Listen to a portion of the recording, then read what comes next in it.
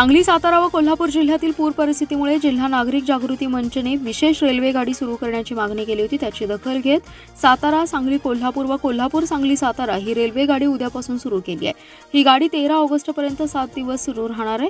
सांगली, कोल्हापूर व सातारा जिल्ह्याला पावसाने झोडपल्याने कृष्णा, वारणा, पंचगंगा नद्यांना पूर आला होता। या तिन्ही जिल्ह्यातील अनेक रस्ते पाण्याखाली गेले होते। शिवाय सांगली विभागातील 825 एसटी बसच्या फेऱ्या रद्द करण्यात आल्या होत्या। त्यामुळे काही गाड्यांना सांगली व किर्लोस्कर वाडीत थांबा द्यावा अशी मागणी नागरिक जागृती मंचने केली होती। त्याची दखल घेतली नाही, यामुळे पंतप्रधान नरेंद्र मोदी यांच्याकडे तक्रार करून सांगली, सातारा व कोल्हापूर जिल्ह्यासाठी विशेष गाडी सुरू करावी अशी मागणी केली होती। या मागणीची दखल घेण्यात आली आहे। त्यानुसार सातारा, सांगली, कोल्हापूर व कोल्हापूर, सांगली, सातारा ही रेल्वे गाडी सुरू झाली आहे। बुधवार ते मंगळवार 13 ऑगस्ट अखेर ही गाडी धावणार आहे। सातारा येथून दुपारी 2:30 वाजता गाडी सुटणार आहे। सांगली ती दुपारी 4:30 ला येईल आणि कोल्हापूरला सायंकाळी 6:30 ला पोहोचणार आहे। तर कोल्हापूर, सांगली, सातारा ही गाडी कोल्हापूरहून सकाळी 8:45 ला निघणार आहे। सांगली ती सकाळी 10 वाजता येईल, तर सातारा येथे दुपारी 1:30 वाजता पोहोचणार आहे।